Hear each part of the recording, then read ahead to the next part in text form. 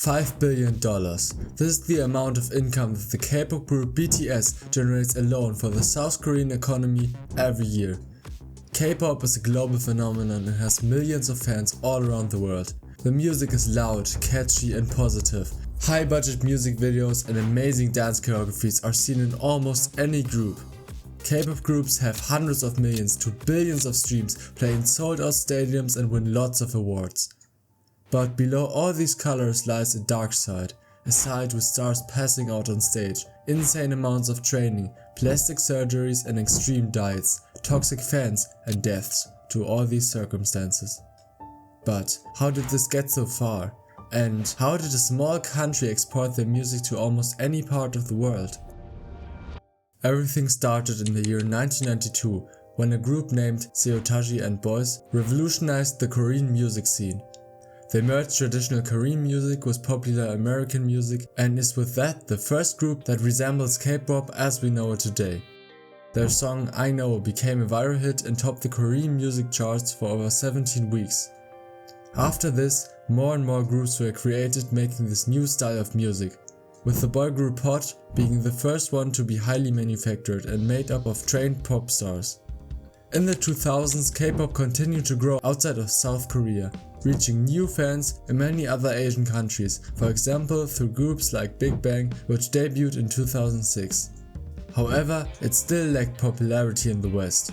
But this should change in 2012, when the singer Psy made a song that broke all kinds of records. Gangnam Style was the first song that truly popularized K-pop in the Western world. It went viral on YouTube, making it the first YouTube video ever to reach 1 billion views. It also went number 2 on the Billboard Hot 100 in the US and number 1 in many other countries around the world. But this one viral song did not truly establish K-pop in the world. The group that did this was BTS in 2017. In that year, they won the Billboard Top Social Artist Award, bringing them attention from Western media, and even performed the song DNA at the American Music Awards. So it's clear that BTS played a key role in the success of K-pop and laid the foundation for other successful groups like EXO or Blackpink. Today, the K-pop industry is estimated to be worth around $10 billion. In the industry, there are mainly 4 big labels, also referred to as the Big Four. They are HYBE, SM Entertainment, YG Entertainment and JYP Entertainment. But the question still remains, why is K-pop so successful? Firstly, songs are of course produced well and are catchy and blend many genres and also just appeal to a big mass. The artists, also called idols, are super well dressed and look almost perfect. The groups do amazing dance choreographies, the music videos are colorful and high quality. Another factor is the language of the music. Even though the music is mostly in Korean, big parts of most songs are in English and almost every song title is as well. Furthermore, some songs are completely translated into English or Japanese to also reach an audience in these markets. Overall, you get the feeling that K-pop is pretty much about being perfect, and what also reinforces this idea is the fact that to become a K-pop idol you literally have to do extreme pop star training to only have a chance in the industry. In Korea there are about 1 million people that aspire to be K-pop idols. But to become a K-pop idol, the only way is to do a special training called the trainee program. These programs are mostly run by the labels themselves to control the trainee, that's how the aspiring idol is called in the training process, and shape them the way they want them to be. What makes this even more worse is that a lot of people start their time as a trainee as young as 12 years old, letting the label shape them from early on. But not everybody gets inside such a trainee program. You have to audition first. These auditions are often hosted by the agencies themselves to recruit new talent. If you stand out in this audition, you might get a contract with an agency and become an idol trainee. This trainee process lasts for an undefined amount of time, ranging from months to multiple years. Most of the trainees never get a chance to debut, what basically means they never get a chance to be in a K-pop group as an idol. But how is it like to be a trainee? Trainees, for the most part, live together with other trainees at the agency. And since a lot of them are still very young, they attend school at the same time. But most of the trainees quit school after a while to focus more on being a trainee. And if they're out of school then, it's completely normal for trainees to train up to 13 to 15 hours per day. And that the life of a trainee is not only very demanding but also pretty damaging is shown by the example of a girl that was a K-pop trainee for over 2 years before she quit. Every day she would wake up at 5 AM to get some extra dance practice in the morning. After that, she had school from 8 AM and after finishing school she would return to the company and would be trained in singing and dancing. Trainees in that company would stay up to 11 PM or later practicing in order to impress the instructors and have a better chance to debut in a group. Dating was also banned and trainees were supposed to act straight, even if they weren't. They weren't called by their names, they were given a number and a stage name and were called by the number. The trainees were divided into 2 groups, one with all members that had the most potential, which were like 30 people, and one with the other trainees that were left and were unlikely to ever have the chance to debut. The weight of the trainees is also very important. They were required to be no heavier than 47 kilograms, regardless of age or height. Weekly weigh-ins were completely normal. The instructors would analyze the body of the trainees and announce the weight loudly to every person in the room. If the trainees were above the desired weight, their food would get rationed.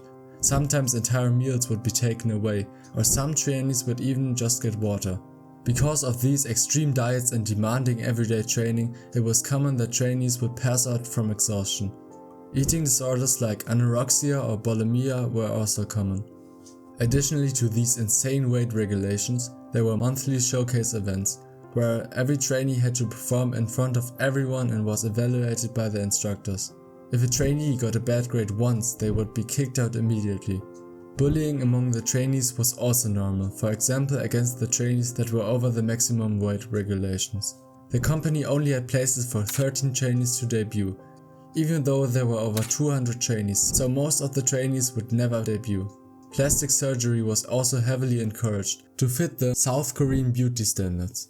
In the case of this girl that underwent the training, the company wanted her to change the bridge of her nose and shave her jawline because they thought her face was too big. She had good chances to debut in a group and was supposed to change her character in the group and have different characteristics that didn't fit for her real character. She doubted she would be able to keep up these characteristics in public, and as her group was about to debut, she quit.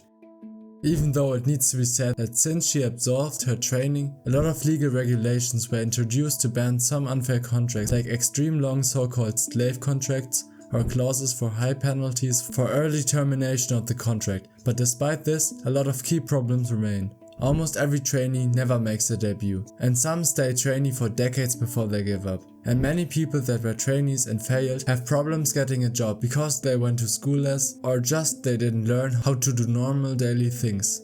But even if a trainee makes it as an idol and gets the chance to debut in a group, the chance that they will be successful in years is very small. Groups are always put together by the label. The trainees don't decide anything here. They have to fit into the image of the planned group. The label also has a lot to decide about the personality of the idols and their life in general, even after a successful debut. In the beginning of the career of a K-pop idol, they mostly don't make a lot of money at all, because they still need to pay off their trainee debts. This can take a few years. Contracts with labels typically last 5 to 7 years. And the income split between the label and idol does often favor the label, with contracts where 80% of the income goes to the label and only 20% to the group. Most labels are pretty controlling of the idols and decide, for example, the concept and style of the music the group is making, the image and the public persona of the idols, and even making their stage names or their hairstyles and fashion choices. The idols often have long working hours with little rest because of their packed schedules with making music, performances, fan meetings and interviews. Strict diets are still part of the idols' lives. The idol IU went viral for her extreme diet, in which she only ate 1 apple for breakfast, 2 sweet potatoes for lunch and 1 protein shake for dinner. Dating is also banned in most agencies for the idols to maintain their appeal to fans. Also, idols are expected to have a clean image, that means no scandals, no controversial takes, no smoking or drinking. Kong Yoo-jin, the former lead vocalist of the group Bonus Baby, talks about her experiences as being a K-pop idol. The label confiscated her mobile phone and her parents' visit was timed. An extreme diet and 10 daily weigh-ins were part of everyday life. Even if she was sick, she had to perform on stage, exactly how her agency wanted her to. The isolation was the biggest challenge for her. The luxury of enjoying the simplest things in life, like playing with our smartphones during free time, was not allowed for us. So all we could do in our situation was to practice over and over again. Through extreme diets, she only weighed 42 kilograms back then, even though she was 164 centimeters tall. I refused to eat. I would normally have 1 pack of soy milk for the entire day. I used to replace meals with a sip or two from a small pack of soy milk while practicing dance moves all day long. On days when I would eat a little more, I strictly controlled portions, eating 2 eggs, 10 cherry tomatoes and 10 almonds a day. Even seeing their parents was banned to control the weight of the idols.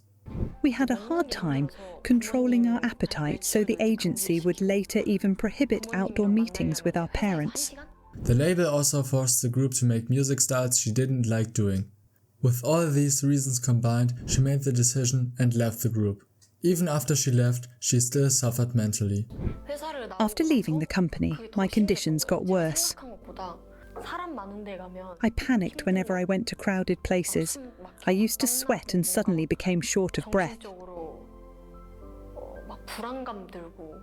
But as if demands on idols of the labels weren't enough, the fans also have high expectations. If you look at the comments under any K-pop related posting or music video, it becomes pretty obvious. A large amount of K-pop fans are really obsessed with their favorite artists. Almost every fandom in K-pop has its own name, like ARMY for BTS fans, Blink for Blackpink fans, or STAY for Stray Kids fans.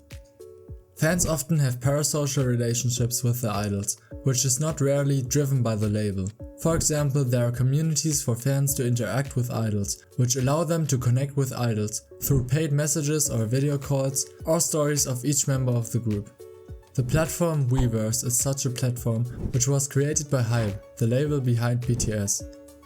There are multiple communities surrounding the groups, with members active in them, interacting with fans and encouraging fans to support album sales and to increase streaming numbers. Through this close contact, fans then form parasocial relationships with their idols and connect with other fans. A lot of fans go too far and, for example, wait at the airport where their favorite idols arrive. There are also fan interactions in real life that often get initiated by the company. Another way to get the fans to buy an album is to host fan sign events, where the fans can meet the idols in person. To be allowed to attend those events, fans have to buy a lot of copies of an album. The more one buys, the likelier it is to get into the event. In fan communities, mass streaming is also encouraged. In order to be a better fan, a lot of fans stream the songs of a group 24/7 and set alarms to stream the music at the right time. Fans who don't do it in that way are often considered not a real fan. There are even streaming guides, like here for the group Stray Kids, to stream the music as efficiently as possible. And as the labels, many fans don't tolerate their favorite idols being in relationships. It is seen as not being loyal to the fans and disrespecting them. For example, Karina from the girl group aespa had a shitstorm because she was in a relationship with an actor. The hate she received led to her posting a handwritten apology letter on Instagram and end the relationship. Especially female idols also often get criticized for their looks and their weight. How bad the effects of this fan culture can get, you can see at the example of Sully, who was a member of the girl group FX. She received a lot of hate comments because she had a boyfriend or discussed identity disorders in a music video. In an interview, she begs fans and the media to be nicer to her. 저한테만 유독 색안경 끼고 보시는 분들이 좀 많아서 좀 그런 것들이 속상하기는 하죠. 기자님들 저 좀 예뻐해 주세요. 시청자님들 저 좀 예뻐해 주세요. A few months later, she took her own life. She suffered from severe depression and struggled with panic disorders. And she is not the only one dying like this in the industry. In recent years, multiple K-pop idols were found dead by suicide. None of these people turned 30. If you or anyone you know struggles with mental health issues, please don't hesitate to reach out to mental health professionals and get help. The good thing is, in recent years there have been legal changes to protect K-pop idols. In 2024, new regulations were implemented to prevent forced weight loss and plastic surgery and provide psychology assessments and counseling for trainees. The last years also brought more awareness to the situation there, as media coverage increased, which is a really good step in the right direction. But a lot of problems still remain in the industry, and in the end, it is still an industry where humans are treated like products, not people. Thanks for watching. If you enjoyed this video and want to support my work, why don't you consider subscribing? Share this video with your friends and write your thoughts on the K-pop industry in the comments. And as I'm sure you can't get enough of me, here's the next video for you to watch. See you there.